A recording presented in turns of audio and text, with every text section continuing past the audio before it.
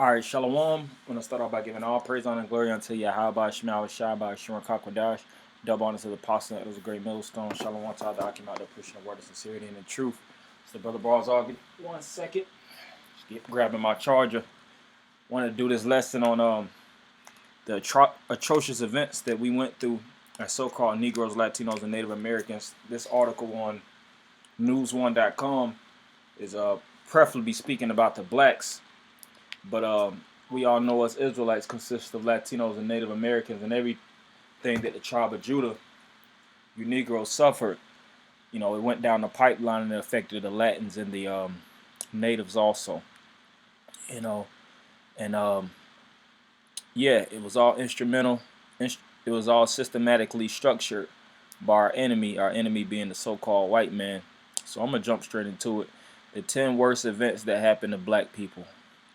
It says, number 1, I'm not going to read this part. Colonization, the scramble for Africa.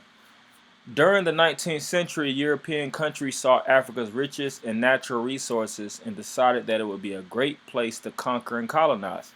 Each European country raced to the continent and treated it like a huge buffet table, but perhaps forgot to ask Africa, are you going to eat that? The theft of the land included our heritage, resources, history, and was possibly the reason for the rest of the worst events listed. Right, and that's true. But really, when you're dealing with the scramble of Africa, 19th century, around the 1900s, that was dealing with the bulk of the Hamites. It was a lot of southern kingdoms that were still in that landmass.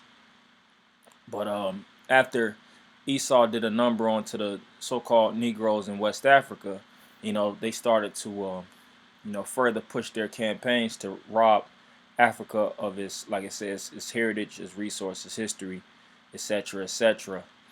So that partially applies, but for the most part, that's dealing with the cusp of Africans. Because first off, we're not Africans.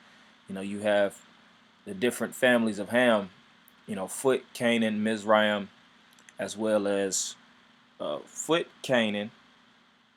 You got Mizraim, and the other one is slipping my mind for some apparent reason. Cush. All right, the Ethiopians. So let's jump to number 2, which was a very instrumental device that this devil, partook in to keep us down, oppressed, and depressed, broken down and battered, which is slavery. Everybody's familiar with, it's all kind of different perspectives here in the Western world of was slavery a choice, was slavery not a choice, yada, yada, yada. We all know the truth of slavery. These crackers, our enemy, these devils, took us forcefully, against our will and made us serve, slavery. All right. We wasn't indentured servants. That's a whole another type of slavery, where an indentured service was somebody who actually was in debt, and he would have to serve for a certain amount of time to actually relieve himself of his debt. Slavery, you couldn't work yourself out of debt. All right, you had slaves working from, the time that they were born up until the time of their death, and they weren't being compensated anything. That's how the enemy gets down. All right, Esau. So it says, after all this, Europeans then decided they needed people to work for them. And really, this was before the 1900s. I don't know why they're trying to make this like the 19th century is when everything went down. This was before the 1900s. Slavery would be number 1. But it says, after all this, Europeans then decided they needed people to work for them, but for free. Enslaved Africans were the first type of slaves in history to be owned by law. And I don't know who actually came up with this article. That's the furthest thing from the truth. You had slaves that were slaves by law. All right, the scriptures even speak about Hebrew servants, which somebody that would be working, as subservient unto another, but they would have, they would be taken care of. Now this devil and his type of slavery, which is chattel slavery. All right, let's get that chattel slavery.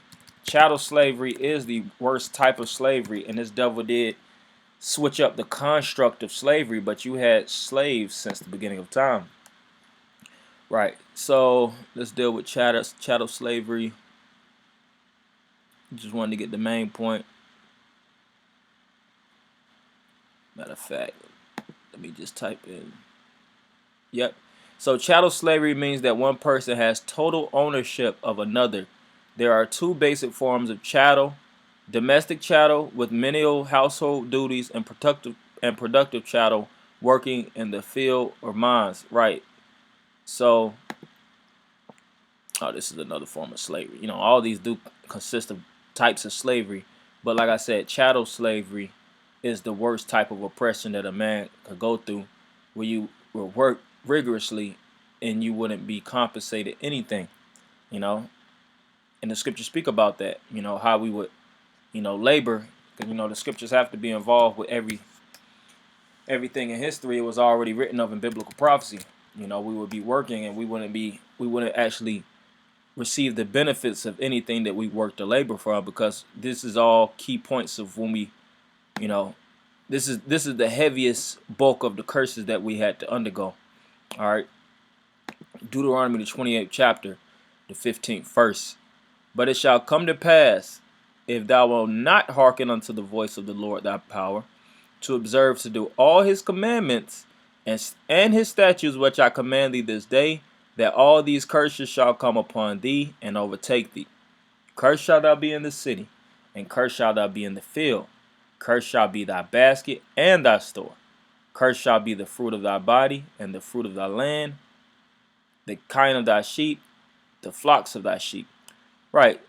So our basket and our store being cursed is when we would produce, and we wouldn't actually have no type of product to consume. All right. You had, let me get, basically cotton picking, all right, as well as, chopping sugar cane in the West Africa, so to speak. You would have jakes that will labor, like I said, in the two types of slavery, dealing with the outside slaves, all right, or working in the fields, so the mines. That was the hardest, most rigorous part of slavery, and then you would have the ones in the house that would be bed wenches that would basically sex the master or just do the subservient work in the household, But the ones that was in the field, they had the worst parts of slavery. They would be beat if they didn't have the appropriate amount of count. They didn't produce the certain amount of cotton that the slave master desired them to. And a lot of those slave men would be raped.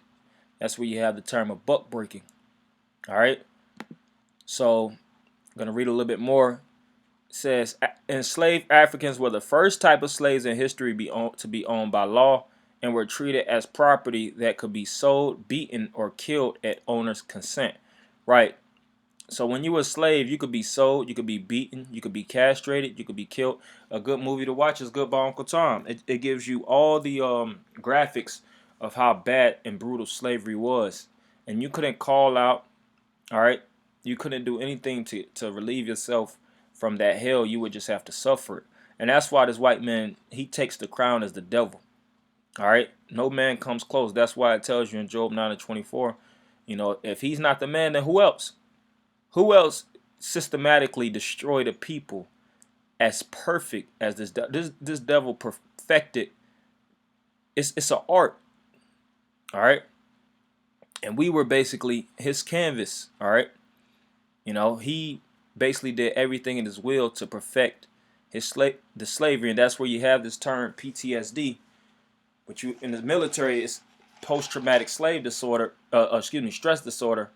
But with us, it's basically post-trauma from slavery, post-traumatic slave disorder, where a lot of these blacks, here in the Americas, as well as Latins, but mainly you Negroes, Haitians, and Jamaicans, the bulk of you still suffer. Us, including myself, we, now we're breaking the chains through the spirit and power of Yahweh Shema Shai, but we suffered a lot of leak over from slavery. You know, from the your self-esteem, how you view yourself. Because this devil has done certain things to make us to devalue us as a nation. All right, and that's why the prophecy spoke about getting out of Babylon. All right, fleeing the mentality of this place, because this place imposes a will that goes against our very being. All right. So it says slavery stripped black people of common human rights, tore apart societies, and is one of the worst events to ever happen to a group of people. Right. But you know what? That's all right. Because everything that this devil has done unto us, you have something known as karma. All right. And recompense. That's what the scriptures refer to it as. The Lord is gonna pay Esau his just wages for the things that he's done unto us. All right. He had his he got to laugh, but how's the saying go? You get to laugh now and cry later. So everything that this devil has done unto us, from the beatings to the tearing down of our lands, all right, because they're not even going into 70 AD. All right, it's a lot of things that this devil did prior to the 19th century, the 18th century, the 16th century. What about the 15th century? All right, what about the 14th century? All right, with Cristobal Colon in 1492, in the 15th century with the Spanish conquistadors coming and conquering, they did a huge number on us as a people. I'm talking about the Latins and the natives. All right, Lamentations 4:21. Rejoice and be glad, O daughter of Edom. Who is Edom? The father, basically, or the landmass of the biblical Edomites. All right. Esau is the father. All right. And Esau is interchangeable with Edom. So it says, O daughter of Edom, that dwellest in the land of Uz, the cup also shall pass through unto thee. Thou shalt be drunken and shalt make thyself naked. Right. So this devil has to drink of that cup that he made us drink of. All right. He force fed us slop. Like I said, when you watch Good Uncle Tom, the opening scenes, right when it started opening up, you see Jake getting their teeth busted in, and a whole basically type of gourd was forced into his mouth, and they were just ramming slop down his throat, forcing him to eat, because he was basically going on a hunger strike on the in those ships. So not only was he eating the slop, but you could see the blood as well as his teeth, teeth remnants, being consumed. All right. And of course the teeth, it didn't like he got anesthetics after. He had to go and work in the field. The teeth is you have strong nerves in your teeth. You eat a piece of ice nowadays, you damn near holding your bottom jaw. Just think about actually getting your teeth bashed in and forced to eat. All right. But this devil doesn't have to pay, but this man is not the enemy. All right, but that was in the 1600s. Forget about it. Nah, the Lord said he requires that which is past. Verse 22, the punishment of thine iniquities is accomplished, O daughter of Zion. He will no more carry thee away into captivity. He will visit thine iniquity, O daughter of Edom. He will discover thy sins. Right, and this is part of discovering this devil's sin. Scripture speak about make bare the leg, uncovering the thigh. All right, meaning exposing him, showing his true colors. All right, so I'm going to go to number 3. Number 3 is the imposition of religion. One of the greatest tools of enslaving Africans was Christianity. Right, Christianity was I agree, one of the greatest tools of keeping us in slavery. Their strategy was to send missionaries and militaries to embrace and accept their message, as Africans were very religious. What they did not anticipate was the ass whooping the military had in store for them. Christianity not only played a role in tricking Africans, it was used to make whites believe slavery was not a negative act. White populations were taught that Africans didn't have souls, so many embraced the idea of owning black people. Right. So when Christianity hit the shores of America, and it was forced upon us as Negroes. And one thing, also the religion of Catholicism with the Spanish-speaking tribes.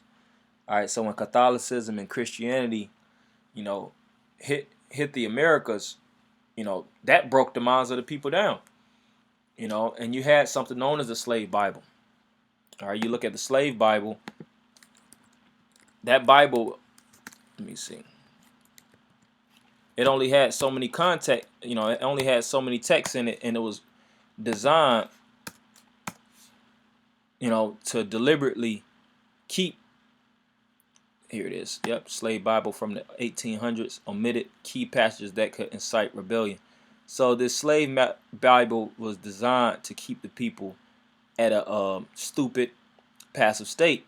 Because if they understood the full context of the scriptures and understand that Christianity is a religion and the Lord was not a Christian, he was a so-called black man from the tribe of Judah, and the Israelites, the God's chosen people, were truly black, they would have an idea of who they truly are, and they would recognize the enemy, which the Bible told us not to trust. All right, that's what's called rightly dividing the word of truth.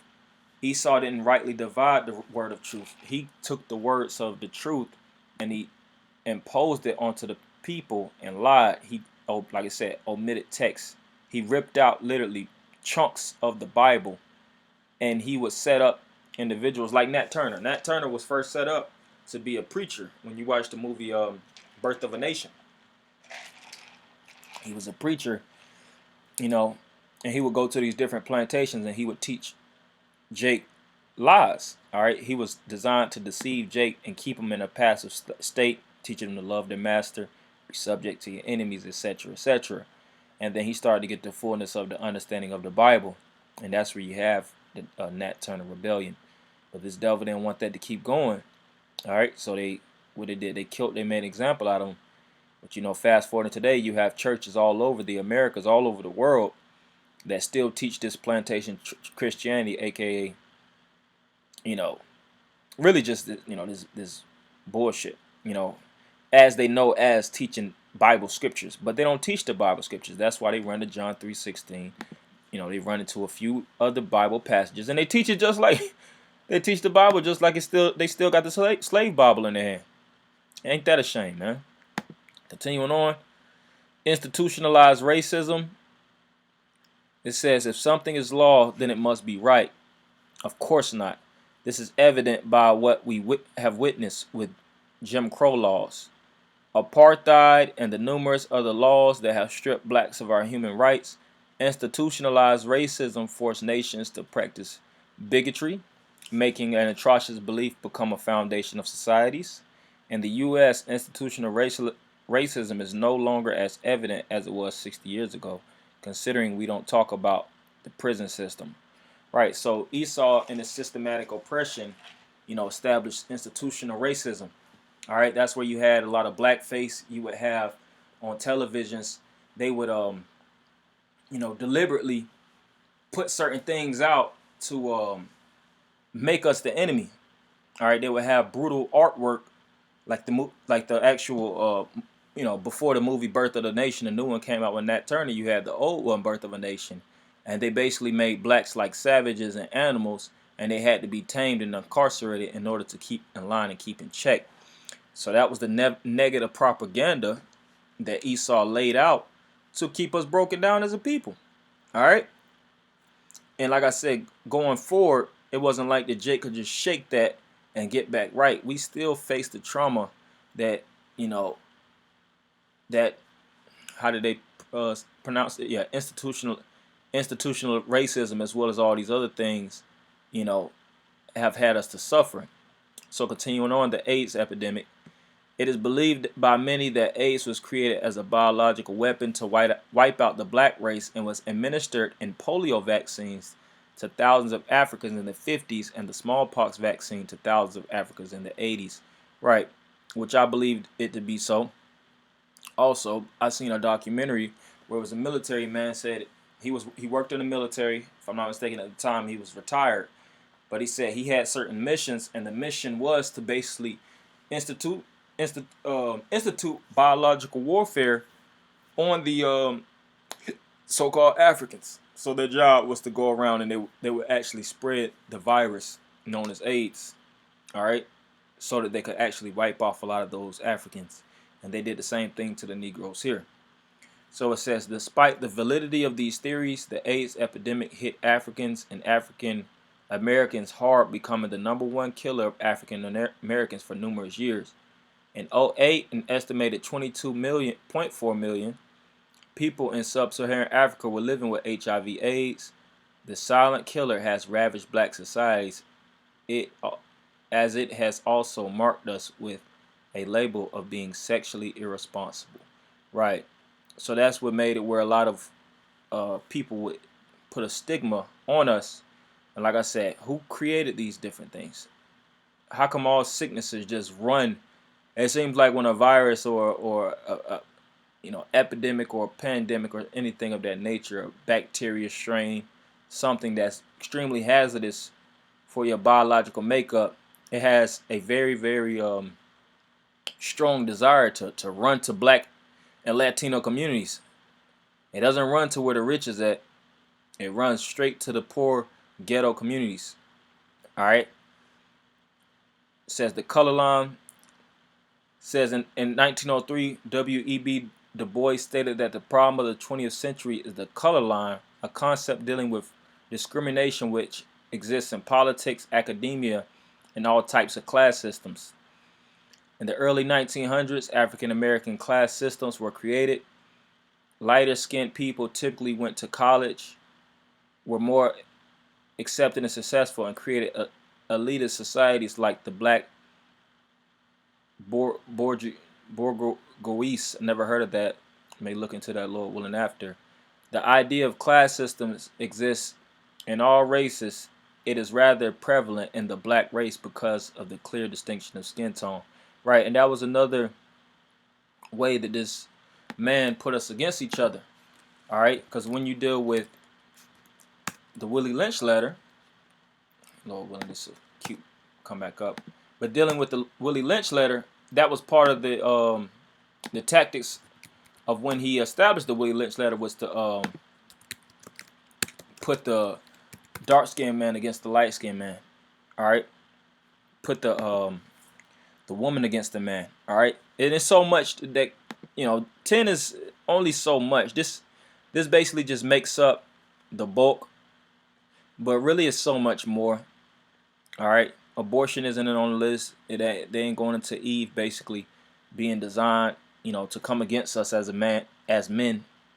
All right, and not only is it crack, these different drug epidemics that hip hop. All right, gangster rap. These different things were instrumental in destroying us as a people. All right, I wanted to get that scripture in Deuteronomy 28th chapter out from 54 to 56. Let me get it. I didn't want to go on this one. I wanted to hit the blue letter, but blue letter's acting kind of funny. Bear with me.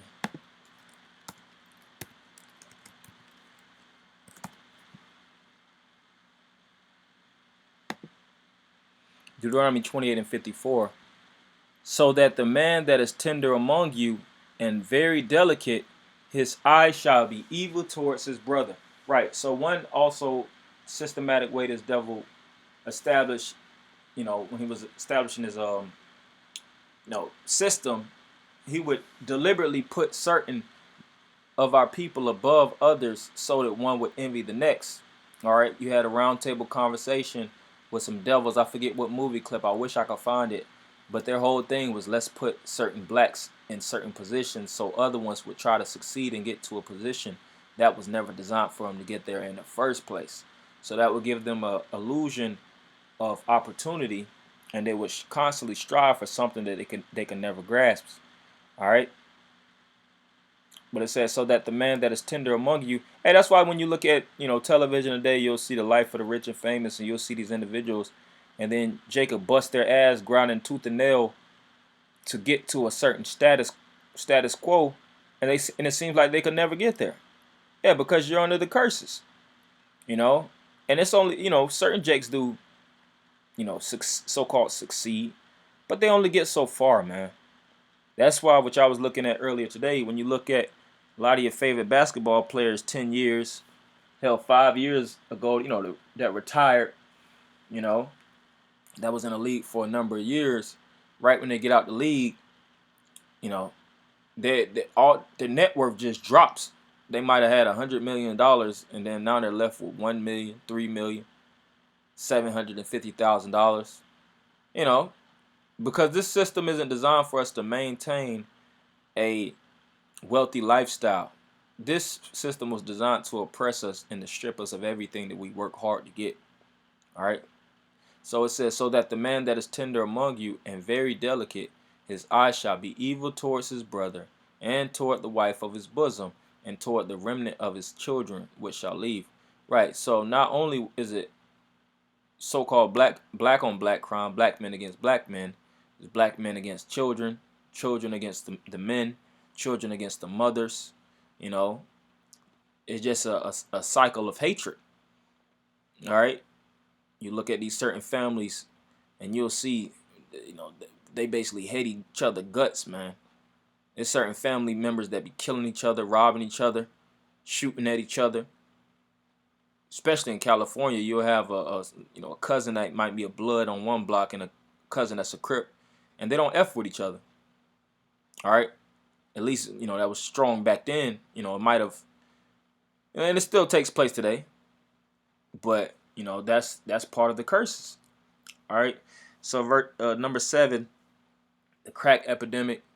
It says the epidemic hit the U.S. in the 80s and devastated black communities.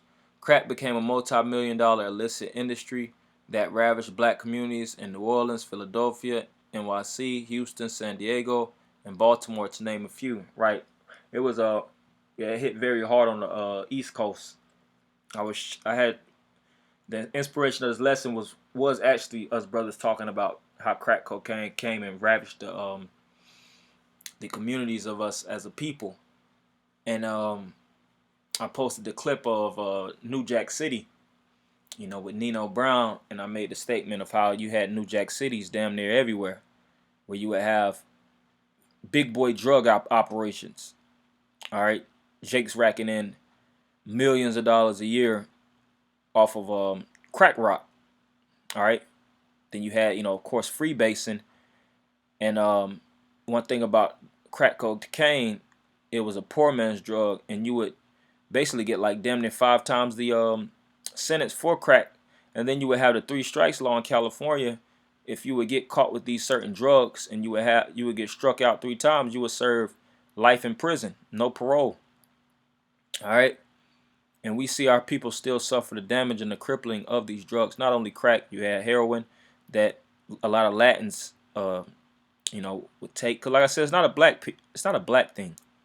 All right, it's dealing with the bulk of our people. Now the new thing is these pills. It's an opioid epidemic, and it's a lot of jakes that's taking that shit. Encouraged by your local Negro rapper. But it says as a result of the rampant drug use, crime skyrocketed,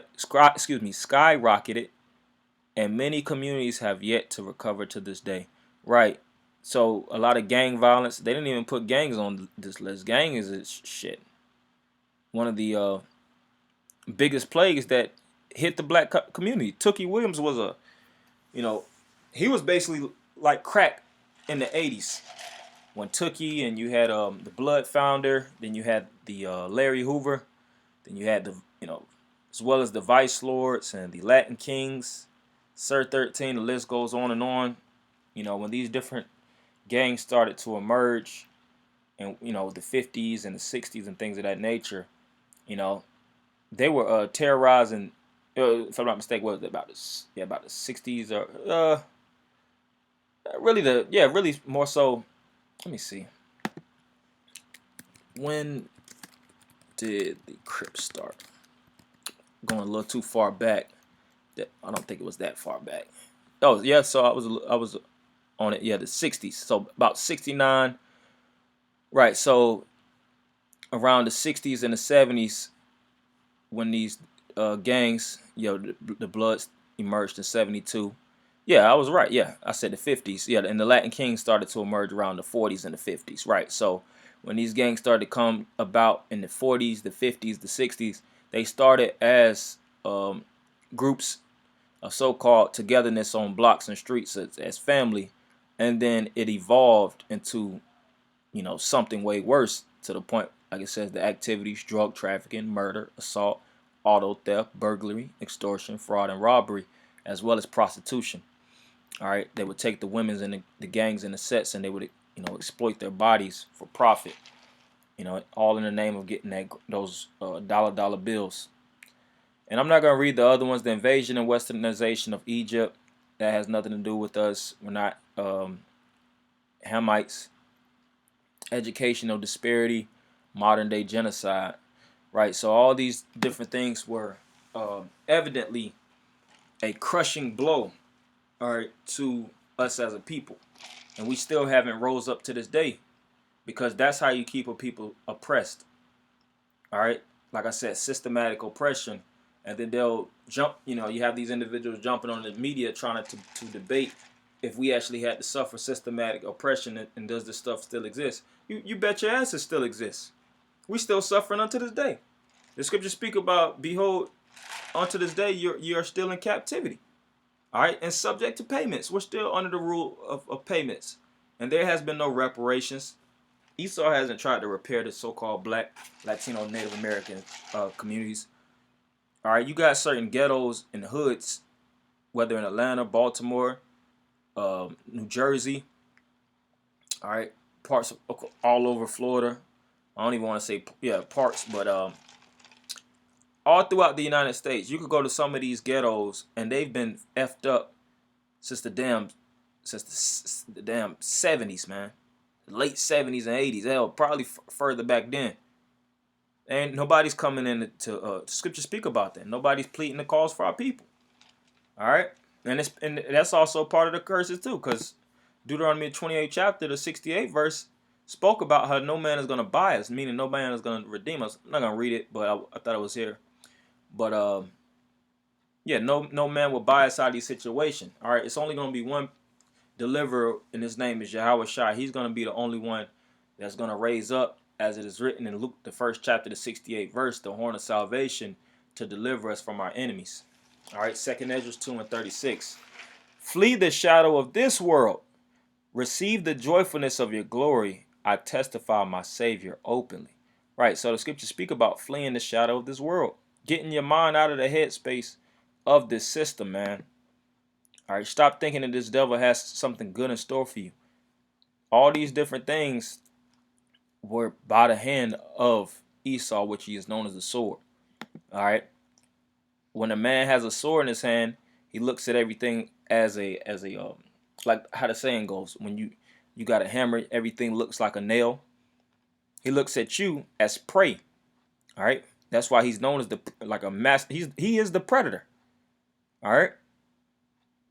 This is Micah 2:10. Arise ye and depart, for this is not your rest, because it is polluted. It shall destroy you, even with the sword destruction. Right. So we should rise up and get our minds out of this bullshit, man. Get your mind out of the churches. Get your mind out of this drug life, this gang activity. Get your mind out of this, criminal, low vibration spirit, because that's how this man still rules over us. And it gives them full right to incarcerate us, to give us all these felony charges, to, like I said, to imprison us, to keep us oppressed.